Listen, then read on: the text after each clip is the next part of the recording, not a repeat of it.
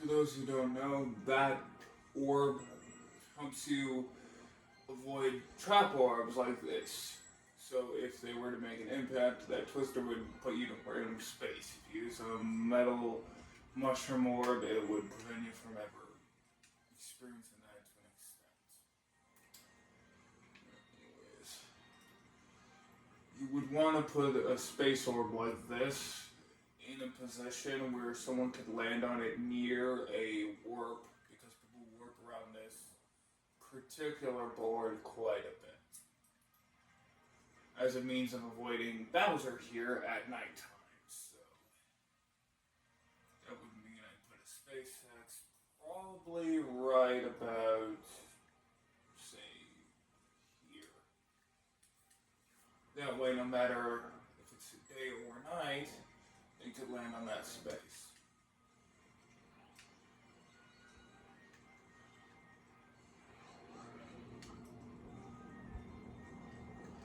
Ah, crud. Oh, there goes our orb. That would have given my teammate a triple dice block. And now, bam. This is just right.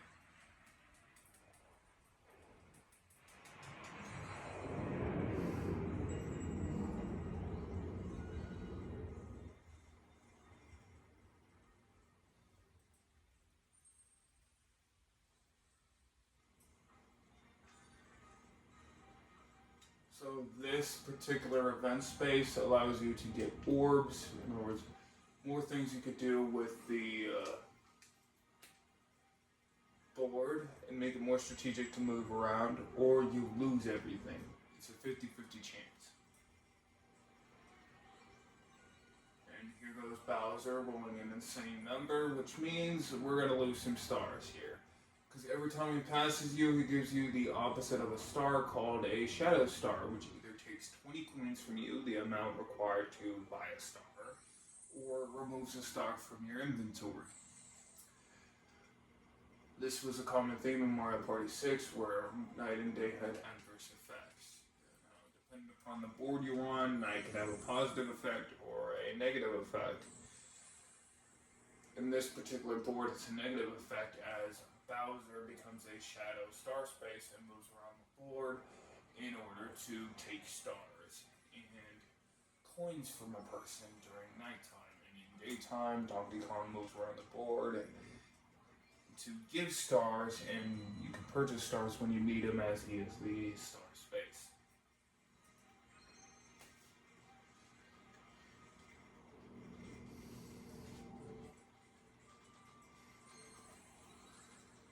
This was very common in Mario Party 6. It's why it was considered a goated Mario Party, because of this particular night and day gimmick and the things they did with it to really capitalize. Do I think we'll ever see a Mario Party of this magnitude again?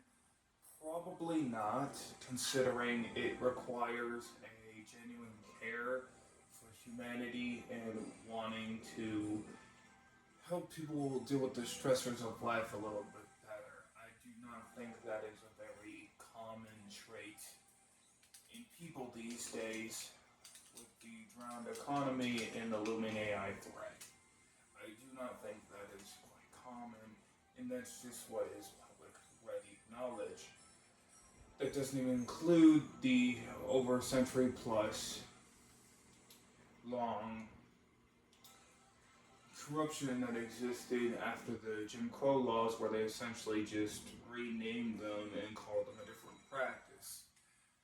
So this is quite common these days, and that madness then spilled over into society, and we have a drastic distrust of corporations now that that has become public knowledge. Do I think it needed to be this way? No. I think if we had woken up sooner, we could have continued to have games of this product value. We could have stopped corruption in its tracks and implied that you need to have some kind of care to be in the workforce. I do not think that actually happened. I think people got comfortable with towing a line if it meant their selfish needs could get met. I do not think people have ever been marriageable or meritable, which is also why I stand against the no fault divorce, and I think that was one of the worst rulings ever made. Because it gave people a way out of marriages that they chose wrongly. And I think the only standard in which marriages can be reversed is by what God says. He's divorceable, not anything else, and that is a very thin line you toe when you choose to get married and make that commitment. To such an extent that I don't think even the believers know what that entails, according to the Bible. If you read it in context, I don't even think the pastors know. But that's just my take. Don't take my word for it. I am not a professional theologian. I just have tested above in reading comprehension grammar and have some significantly good positive pattern recognition. When I talk about positive pattern recognition, I mean anyone can recognize patterns given enough time, but recognizing a pattern and actually the pattern being your pattern recognition being plausible. Sorry, I had trouble guarding getting my words in order there. Is the difference of heart posture. I use my pattern recognition with the intention to make the reality around me better for everyone involved.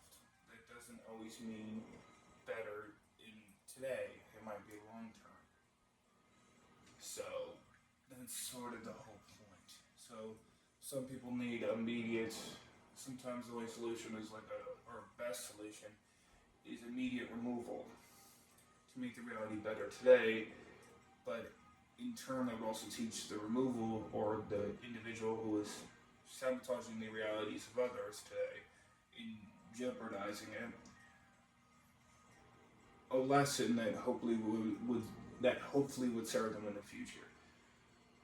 Reason why I talk about the world and the community and advice is because I believe it directly affects gaming products. I believe it directly affects any craftsmanship or creation that humanity chooses to participate in. In other words, if you don't care, if you don't have a soul or treat yourself like you have a soul, the product will show the exact same result. I don't mean this to be mean, but this is like one of the best Mario parties I've ever played. It's the reason I still have it after all these years, and I still play it on my Wii. I would argue that Mario Party 7 was maybe the only one that could actually beat this one.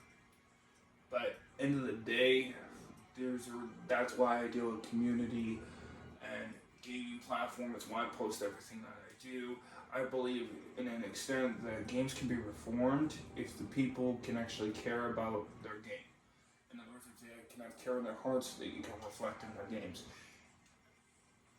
In some areas, in some games, I see a lot of care, and then in other areas, I just see some promiscuity that I'd rather not be seeing in a video game. I do think that video games, to an extent, have a purpose in life. They have the ability to connect people to caring communities. Again, caring and supportive, not the same thing.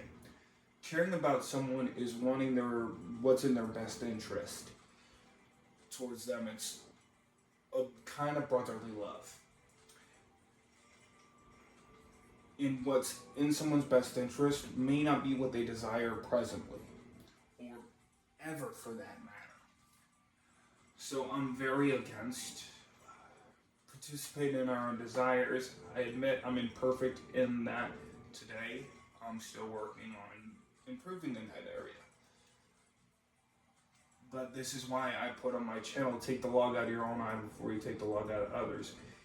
That particular verse in the biblical context, if I'm reading the grammar and how you're supposed to judge correctly, it means you need to self-reflect before you advise.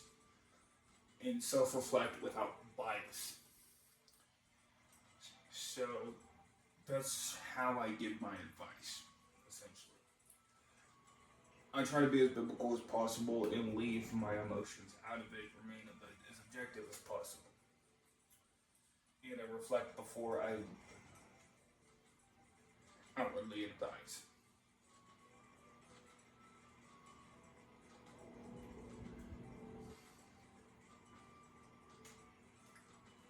For those out there who want good quality products and caring communities around them, I hope this video was educational and helped you out a lot. You understand why I'm giving these video games and these gaming platform stuff. Because I want to see people care again. I want to see it through games where it can connect people to a community, to people who will care about them and want what's best for them, even to their own detriment at times. And in this game, you just pick whatever card doesn't match, so whatever's different. So in that case, the Piranha had higher leaves. Whichever one answers it first wins.